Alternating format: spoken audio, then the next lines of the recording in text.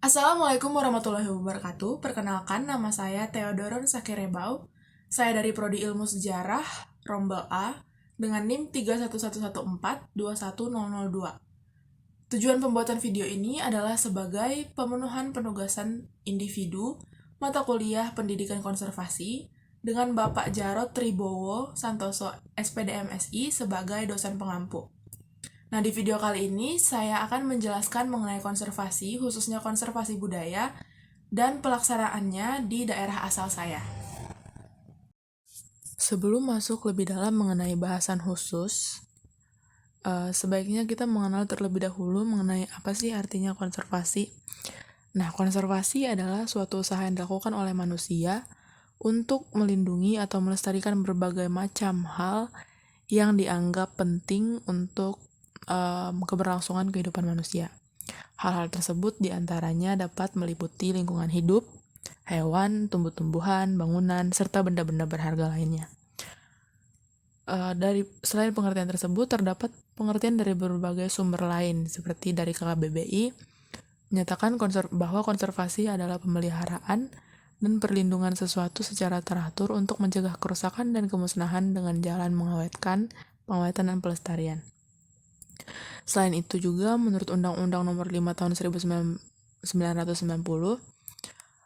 yang berkaitan dengan konservasi sumber daya alam menyatakan bahwa konservasi adalah pengelolaan sumber daya alam hayati di mana pemanfaatannya dilakukan secara bijaksana demi menjamin kesinambungan persediaan hayati dengan meningkatkan dan memelihara kualitas keanekaragaman lainnya.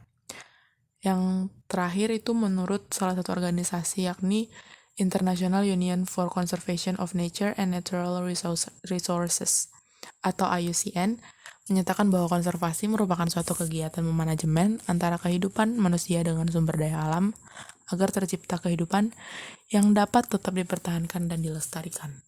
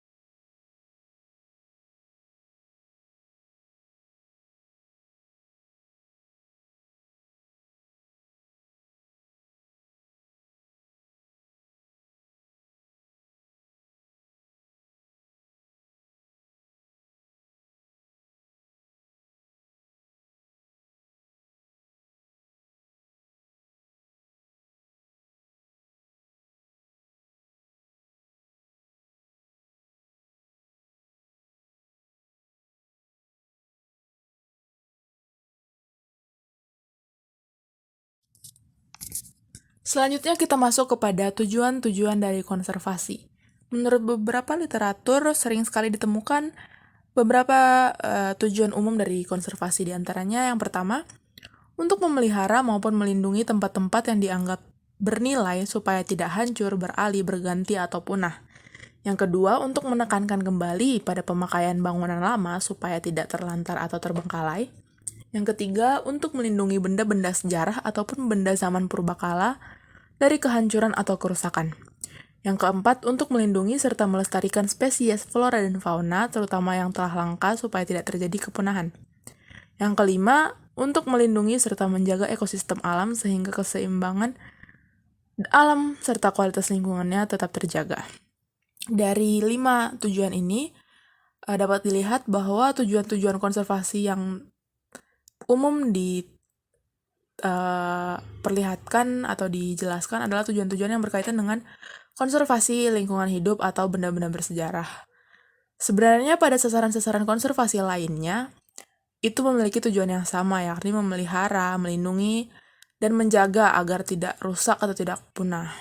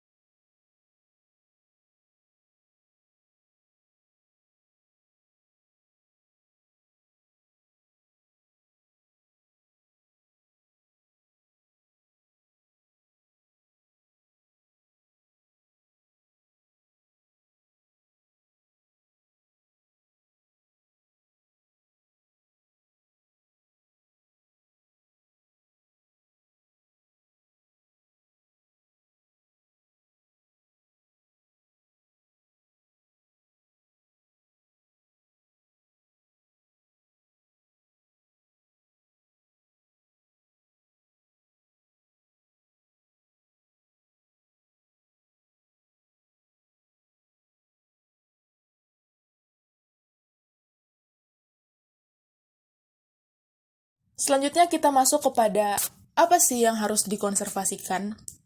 Yang pertama itu adalah sumber daya alam dan lingkungan. Konservasi sumber daya alam dan lingkungan itu adalah salah satu upaya untuk menjaga dan melestarikan sumber daya alam dan juga lingkungan, yang dimana sumber daya alam dan lingkungan ini digunakan atau dipakai oleh manusia secara terus-menerus, sehingga bila tidak dikonservasikan akan mengalami kepunahan, kehabisan, atau bahkan hilang gitu. Selanjutnya adalah konservasi nilai dan karakter. Konservasi nilai dan karakter sangat diperlukan ya bagi kehidupan manusia, karena nilai dan karakter adalah hal yang tertanam di dalam pribadi atau individu, sehingga nilai dan karakter ini penting untuk membangun kepribadian individu dalam kehidupannya di masyarakat. Yang ketiga adalah konservasi seni dan budaya. Nah, konservasi ini yang nantinya akan kita bahas di slide selanjutnya. Nah, sekarang masuk ke bahasan khusus kita mengenai konservasi budaya. Apa sih konservasi budaya itu? Nah, konservasi budaya adalah suatu upaya yang dilakukan untuk menjaga, melindungi, melestarikan, serta mengembangkan budaya yang telah lahir sejak zaman nenek moyang agar kehadirannya tetap terasa dan tidak tergerus oleh berbagai kondisi seperti globalisasi dan modernisasi. Nah, sebelum melaksanakan konservasi budaya, kita harus tahu dulu nih apa sih unsur-unsur kebudayaan itu dan bagaimana sih ciri-ciri suatu kebudayaan. Dimulai dari unsur-unsur kebudayaan terlebih dahulu, ada 4 unsur dalam kebudayaan. Yang pertama, sistem religi, yang meliputi sistem kepercayaan, sistem nilai, pandangan hidup, komunikasi keagamaan. Yang kedua, sistem masyarakat, yang meliputi kekerabatan, asosiasi, sistem kenegaraan, dan juga sistem kesatuan hidup. Yang ketiga adalah sistem pengetahuan yang meliputi pengetahuan tentang flora fauna, ruang waktu, bilangan, tubuh manusia, dan perilaku antar sesama. Pokoknya yang sistem pengetahuan ini meliputi segala hal yang berkaitan dengan intelektual tiap individu, tiap masyarakat dalam suatu kebudayaan. Yang keempat adalah bahasa, meliputi bentuk lisan maupun tulisan.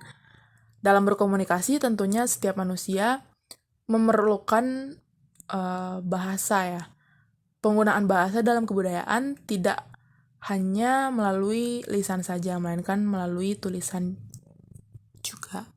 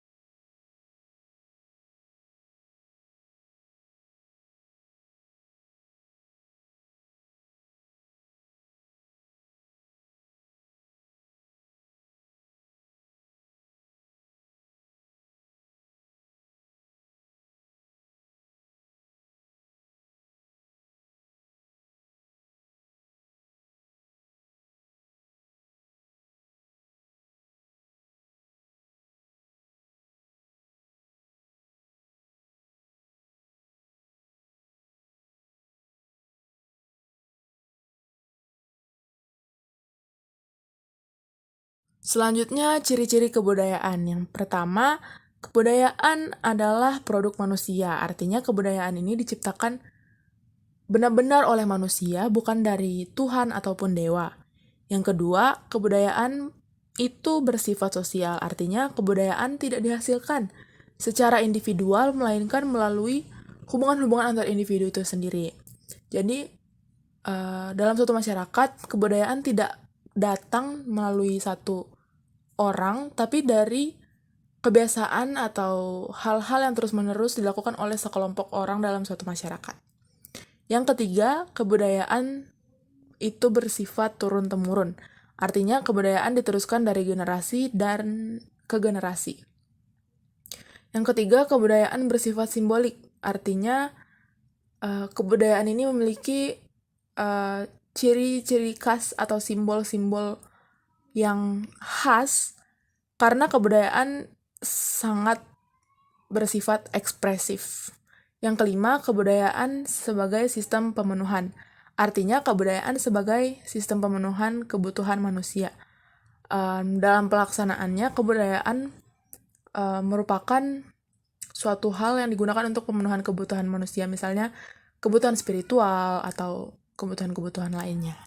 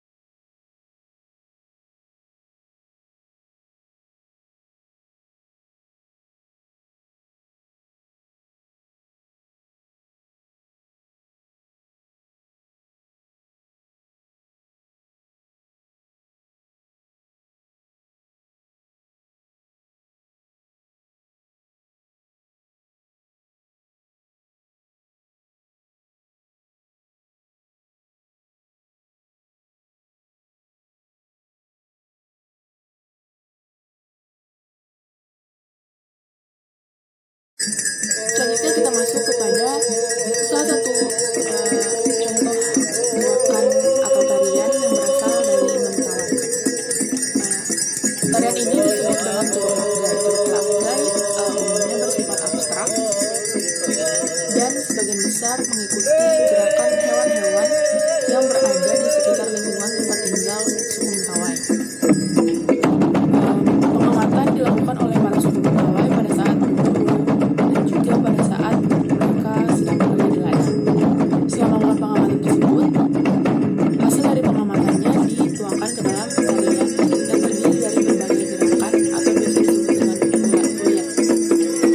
Hampir seluruh gerakan di daerah Mentawai memiliki kesamaan, walaupun hewan yang diamati tidak selalu sama. Dan setiap gerakan menyimpan nilai-nilai luhur tersendiri. Misalnya, ulet kemut yang menggambarkan cinta kasih, dan ulet manyang serta ulet biru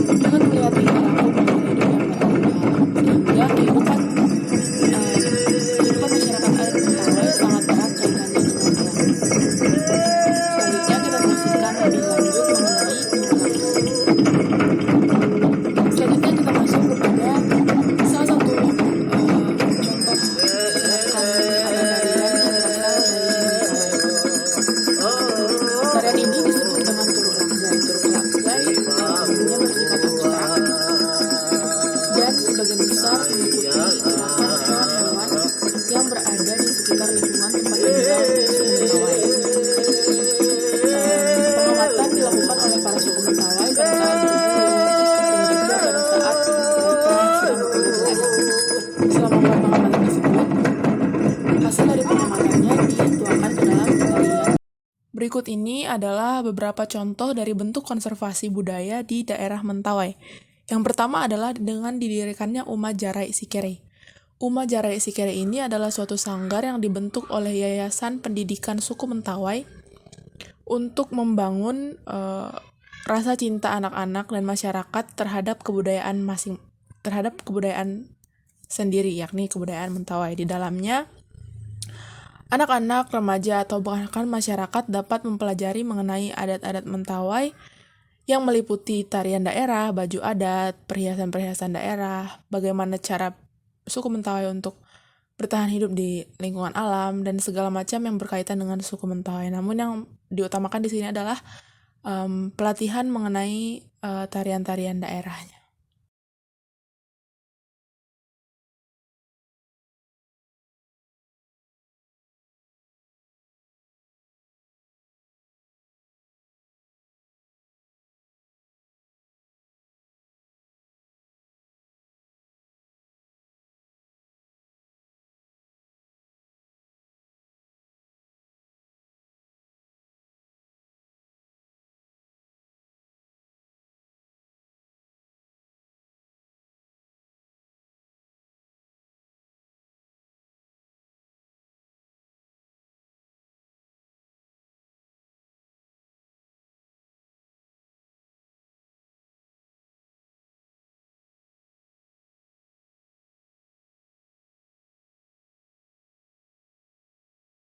Berikutnya adalah Festival Masyarakat Adat. Festival Masyarakat Adat ini sudah rutin dilaksanakan setiap tahun sejak sebelum adanya corona tentu saja, dengan tujuan untuk memperkenalkan bentuk atau bagaimana kehidupan masyarakat adat Mentawai, yang mana masih banyak sekali publik yang mengira bahwa masyarakat Mentawai masih primitif. Namun dengan diadakannya Festival Masyarakat Adat ini, diharapkan adat Mentawai dapat dikenal lebih luas lagi dan dapat diakses lebih jauh lagi oleh masyarakat dari luar.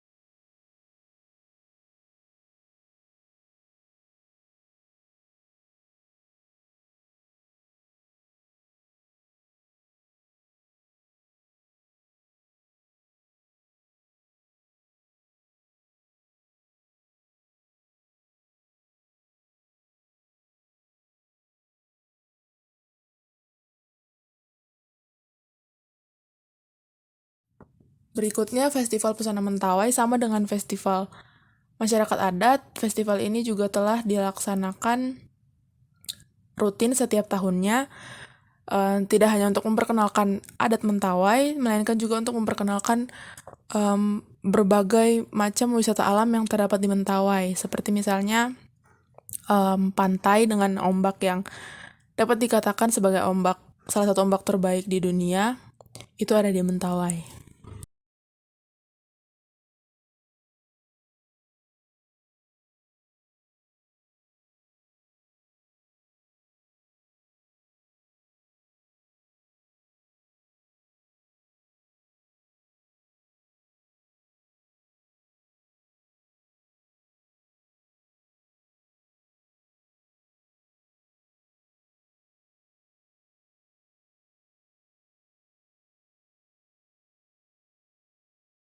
Yang terakhir adalah Festival Tato Mentawai. Seperti yang diketahui, Tato Mentawai adalah salah satu kesenian tato tertua di dunia, sehingga pelaksanaan Festival Tato Mentawai ini diharapkan dapat menjadi salah satu cara untuk Tato Mentawai agar terus berkembang dan dapat dikenal oleh dunia, sehingga tidak menjadi hilang ataupun punah, dan dapat selalu eksis.